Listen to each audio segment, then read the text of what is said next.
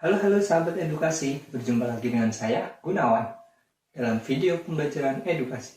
Sebelum kita mulai, saya mau tahu nih, gimana kabar sahabat edukasi semua di rumah? Semoga baik-baik saja ya. Nah, pada video kali ini, kita akan membahas bagaimana mengembangkan pelatihan menggunakan model pengembangan instruksional ADI.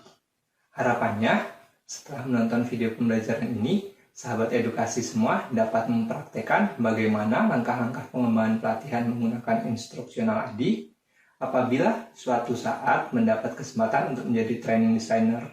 Nah, mungkin ketika penyusunan tugas akhir seperti skripsi, tesis, atau mungkin ketika sahabat edukasi semua telah masuk ke dunia kerja seperti di lembaga pelatihan atau di sebuah perusahaan. Nah, model instruksional ADI ini merupakan salah satu contoh dari model instruksional yang pada dasarnya berbasis pada pendekatan sistematik. Artinya, ketika output dari sebuah tahap menjadi input untuk tahap selanjutnya. Nah, untuk lebih memahami model instruksional ADI, mari kita lihat kedua gambar berikut ini. Gambar yang pertama merupakan the 5-step cycle. Nah, dari gambar tersebut kita bisa melihat bahwa di sini kelima tahap dari model instruksional ADI berjalan secara berurutan, di mana tujuan dari tahap ini mengikuti proses pembuatan pengalaman belajar yang mengikuti alur tertentu. Nah, sedangkan apabila kita bandingkan dengan gambar yang kedua, kita tetap bisa melihat kelima tahap dari model instruksional ADI. Hanya saja, model siklus yang kedua ini, tahap evaluasi terletak pada bagian tengah siklus. Nah, hal ini mempunyai maksud bahwa ketika akan melangkah ke tahap selanjutnya, perlu diadakan sebuah evaluasi kecil di mana tujuan dari evaluasi ini untuk mengumpulkan informasi lalu memberikan umpan balik atau feedback sehingga perbaikan dapat dilakukan sebelum melangkah ke tahap yang selanjutnya. Kedua model siklus ini sebenarnya sama-sama dapat digunakan dalam mengembangkan pelatihan tertentu. Perbedaannya ketika kita memilih model siklus yang kedua, waktu yang kita perlukan akan lebih lama atau lebih banyak apabila dibandingkan apabila kita menggunakan model yang pertama. Nah, karena kita ketika menggunakan model yang kedua ini, kita harus melakukan evaluasi nih di tiap-tiap tahap. Mungkin di tahap analisis, mungkin di tahap pengembangan, kita di akhir setiap tahap itu akan ada evaluasi untuk perbaikan sebelum kita maju ke langkah selanjutnya. Nah, program pelatihan yang kita kembangkan akan lebih sempurna apabila kita menggunakan model yang kedua, karena perbaikan dilakukan pada setiap tahap pengembangannya sehingga dapat meminimalisir permasalahan yang sekiranya akan timbul. Oke, mari kita lanjutkan. Sekarang kita akan membahas tentang tahap-tahap pengembangan yang ada di dalam model pengembangan instruksional ADI. ADI merupakan nama pendek dari Analyze, Design, Development, Implementation, dan Evaluation. Untuk tahap yang pertama, yaitu A atau Analyze. Nah, apa yang harus dilakukan pada tahap ini? Ya, betul sekali. Yang harus kita lakukan pada tahap ini adalah menganalisis kebutuhan pelatihan. Pada tahap analisis, perlu diidentifikasi terkait apa yang akan dipelajari oleh peserta pelatihan. Untuk itu, maka perlu dilakukan kegiatan-kegiatan seperti menganalisis kebutuhan pelatihan, mengidentifikasi masalah yang ada, dan melakukan analisis tugas. Dari hasil kegiatan tersebut, maka akan diperoleh karakteristik calon peserta pelatihan, kesenjangan atau gap yang terjadi dalam pekerjaannya, kebutuhan pelatihan, serta analisis tugas secara terperinci dan sesuai dengan kebutuhan pelatihan. Tahap kedua, yaitu D atau desain. Apa yang harus kita lakukan? Nah, yang harus kita lakukan pada tahap desain adalah merumuskan kompetensi yang akan dicapai dari pelatihan yang akan kita laksanakan atau kita kembangkan. Dari perumusan kompetensi atau tujuan pelatihan yang dilakukan harus mempertimbangkan beberapa unsur. Nah, dari unsur-unsur tersebut, beberapa di antaranya adalah yang pertama, itu harus spesifik.